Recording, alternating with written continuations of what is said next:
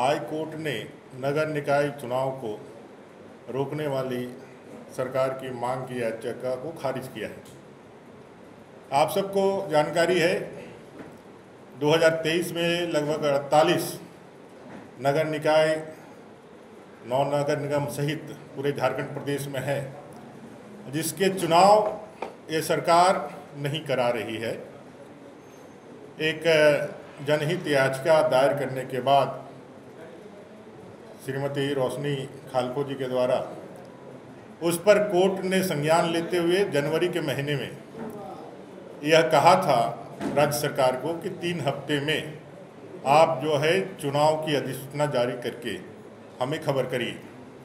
लेकिन यह राज्य की सरकार जो भ्रष्टाचार को अपना मूल मंत्र बना के रखी हुई है, जो कोर्ट में भी गलत एफिडेविट, झूठा एफिडेविट दे करके कोर्ट को भी गुमराह करता है, इस सरकार ने उस 3 हफ्ते के कार्यकाल को पार करके फिर यह चुनाव ना हो इसके लिए याचिका दायर की थी, जिसे कोर्ट ने खारिज करते हुए इन्हें लताड़ा है और कहा है कि जल्दी से इसको करवाइए।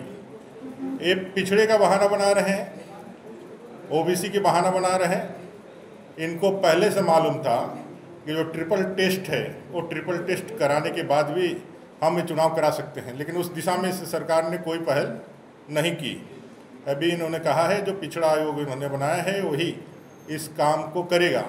तो कुल मिलाकर के पिछड़ा विरोधी सरकार यह भ्रष्टाचार को आगे बढ़ाने के लिए नगर निकाय क्षेत्रों में पूरा पावर कैसे वो अपने हाथ में ले, लोकतंत्र को हमेशा से मजाक उड़ाने वाले लोग, लोकतंत्र की दुहाई देकर के जो घड़ियालू आंसू बहाते हैं, उनका लोकतंत्र पे तनिक भी विश्वास नहीं है। यह बात हम लोगों ने पहले भी कई बार उदाहरणों में देखा है। वो चाहे इमरजेंसी हो, चाहे वे झारखंड के अंदर पंचायत चुनाव ना कराना हो। लगभग 20 से ज़्यादा सालों के बाद जब आदरणीय अर्जुन मुंडा जी की सरकार बनी थी झारखंड में, तब पंचायती राज व्यवस्था के तहत पंचायतों की चुनाव करा करके, विकेंद्रीकरण करा करके यहाँ के जो त्रिस्तरीय व्यवस्थाएं हैं संवैधानिक, उसको इन्होंने पुनर्जीवित करने का काम भारतीय जनता पार्टी ने किया था। फिर हम लोगों ने नगर निकाय के चुनाव करवाए थे, स्मूथली कराए थे। धारा 243 अनुच्छेद 243 यह बाध्यकारी बनाता है कि समय पर चुनाव हो, जो सरकार नहीं करा करके एक संगीन अपराध भी कर रही है। और इसके पीछे का मंशा सिर्फ और सिर्फ भ्रष्टाचार है। और हम सब लोग जानते हैं कि भ्रष्टाचार के सारे ऐसे जनक लोग आज मोदी जी के भ्रष्टाचार के विरुद्ध जीरो टॉलरेंस की कार्रवाई से इतने डरे हुए हैं। पूरे देश के अंदर एक गठबंधन बना करके एक दूसरे को चोर चोर मुसेरा भाई जैसा मदद करके एक दूसरे के आंसू पोंछने का और एक दूसरे का कंधा में कंधा मिला करके एक आभा मंडल तैयार करने का भी प्रयास कर रहे हैं। कुल मिलाकर के इस राज्य सरकार को 2024 के आम चुनाव में जाना ही है। उससे पहले 14 की 14 लोकसभा सीटें और गांडे की सीट जीत करके इस सरकार को एक ट्रेलर दिखाने का काम झारखंड की जनता करेगी। और जो मैंने कहा कि भाई ये लगातार गलत एफिडेविट और गलत दावे कोर्ट में पेश करते हैं, आप सबको याद होगा कुछ दिन पहले अखबारों में मैंने पढ़ा था कि सरकार ने जाकर के कहा है कि जितने भी चुनाव आयोग है, चाहे वो सूचना आयोग है, चाहे अन्य जो आयोग है, उसके सारी प्रक्रिया पूरी कर ली गई है। आचार संहिता या बाकी कारणों से उसको हम लोगों ने पब्लिश नहीं किया है।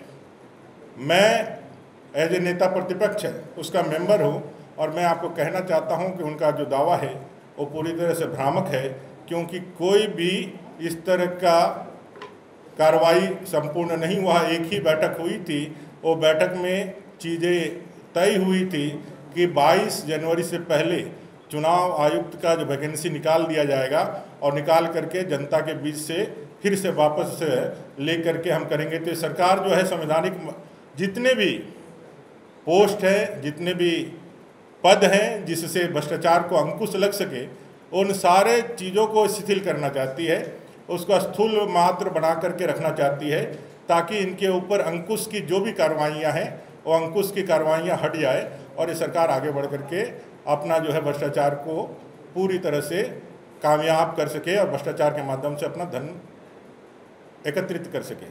चंपई जी के लिए, माननीय मुख्यमंत्री जी के लिए सलाह है कि आप इस तरह के गलत बयानी करने वाले लोगों को और इस तरह के एफिडेविट देने वाले लोगों को पहले अंकुश लगाए और सरकार स्पष्ट करे और बताए कि इतने दिनों तक आपने क्यों नहीं नगर निकाय के चुनाव कराए हैं और आगे आप क्यों नगर निकाय के चुनाव कराने में पीछे हट रहे हैं, और साथ साथ ये जो भ्रामक समाचार आपने दिया है उस पर आपको क्या कहना है। ऐसे उनको ज़्यादा तवज्जो अभी मिल नहीं रहा है।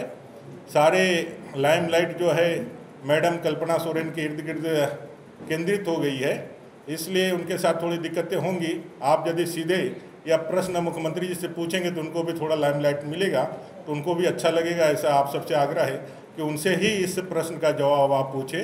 कहीं आपका ध्यान जो है सुप्रियो भट्टाचार्य जी उनके जो प्रवक्ता है वो बुला करके कल्पना जी के ऊपर ना केंद्रित कर दे। इसलिए आप लोगों से ये भी आग्रह होगा कि सीधे मुख्यमंत्री जी से प्रश्न पूछे। आप सबका इतना ही निवेदन करते हुए, आप सबका अभिनंदन करते हुए अपनी वाणी को विराम देता हूँ। कल्पना सोरेन जी पे पार्टी का ध्यान केंद्रित है, तो बीजेपी को क्या दिक्कत है बताओ? नहीं, बीजेपी को दिक्कत यह है कि भाई एक नया सोनिया गांधी जी के तरह भूमिका देश के अंदर परिवारवादी पार्टियों का जो प्रेरणा का केंद्र रहा है, जहाँ से सबसे ज़्यादा प्रेरणा जो परिवारवादी पार्टियां लेती है वो कांग्रेस है। देश के अंदर जितने भी गलत चीज़ें स्थापित हुई है उसके सारे चीज़ों का जनक कांग्रेस है। चाहे वो भ्रष्टाचार का जनक हो, तुष्टीकरण का जनक हो, चाहे परिवारवाद का जनक हो, चाहे वंशवाद का जनक हो, ये सारी चीज़ों का जनक कांग्रेस ही है। और हम लोगों ने देखा है वो दौर जब सोनिया गांधी जी पावरफुल थी और मनमोहन सिंह जी माननीय प्रधानमंत्री जी बेचारगी के साथ प्रधानमंत्री बनकर के घूम रहे थे। वही स्थिति परिस्थिति आज झारखंड के अंदर देखने को मिल रही है। मुख्यमंत्री रहते हुए भी पार्टी के मीटिंग्स में उनको कोई तवज्जो नहीं मिलता है। और अभी एक न्यू कमर है, गुरु जी के परिवार में बसंत सोरेन जी भी अभी मंत्री हैं और एक अच्छे युवराज हैं। उनको हम लोगों ने विधानसभा में देखा है, उनमें क्षमता भी है। उनको भी साइड लाइन धरा दिया गया। माननीय सीता सोरेन जी को तो अपने हक अधिकार के लिए बगावत ही करना पड़ा है और अपने हक अधिकार के लिए मैदान पे खड़ी है। तो ऐसे समय में जनता भी कहती है और जो दुख हो कह नहीं पाते हैं वो दुख हम लोग बयां कर देते हैं ताकि उनके मन की तसल्ली रहे कि उनके दुख को देखने समझने वाला भी कोई है। हम लोग इस बात के लिए अपने आप को ये कहते हैं कि भाई हेमंत चंपई सोरेन जी झारखंड के मुख्यमंत्री है, 3.5 करोड़ के मुख्यमंत्री है, तो उनकी भी इज्जत बराबर बनी रहे समाज के अंदर, पार्टी में भी बनी रहे। समाज तो आदर करते ही है मुख्यमंत्री का, उनके पार्टी में भी उनका आदर रहे और उनको भी थोड़ा मान्यता मिले, उनको भी थोड़ा लोग जो है रिकॉग्नाइज करे। वो पूरी तरह से एक टाइगर के रूप में उन्होंने अपना छवि बनाया है। लोग उनको टाइगर के नाम से ज़्यादा पहचानते हैं। अब सर्कस वाला पालतू टाइगर बनाने की कोशिश जो प्रारंभ हुई है उनके पार्टी के द्वारा, वो नहीं होना चाहिए। उनको उतना मान मिलना चाहिए।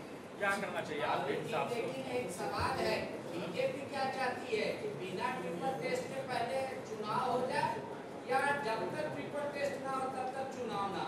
क्या चाहती है बीजेपी? बीजेपी चाहती है जो विधि सम्मत निर्णय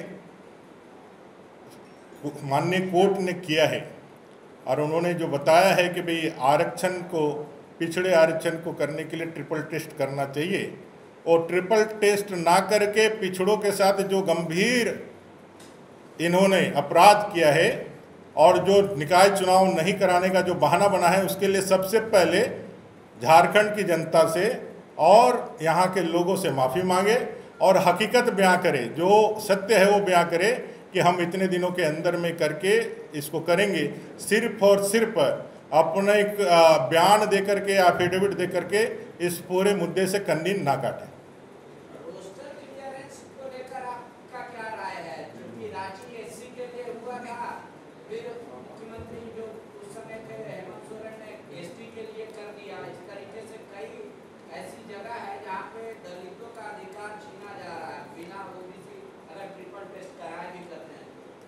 देखिए, ये जो सरकार है, जो गठबंधन की सरकार है, इनको ना दलित से प्रेम है, ना आदिवासी से प्रेम है, ना पिछड़ों से प्रेम है, ना अगड़ों से प्रेम है, ना लोगों से प्रेम। इनको सिर्फ वोट बैंक और तुष्टिकरण से प्रेम है।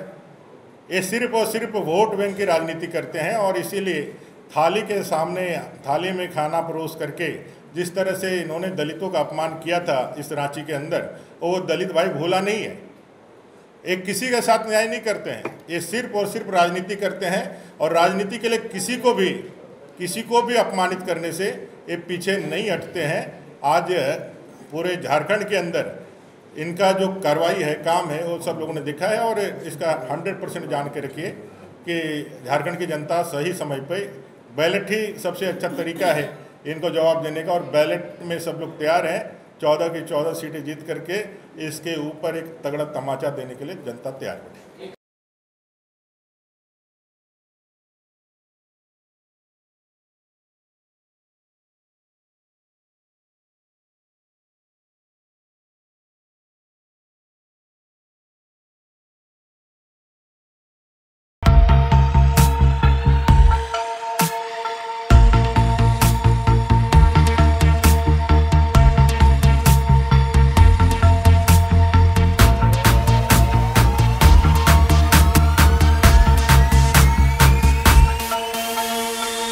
बायोम मेडिकल प्रिपरेशन का एकमात्र संस्थान जहां है complete digital classrooms, individual doubt counters, video lectures, student tracking system, library facility, 100% result oriented rankers batch, study package and class notes in PDF।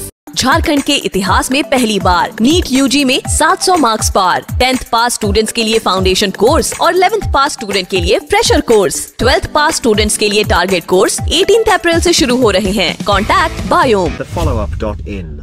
Like, share and subscribe. www.thefollowup.in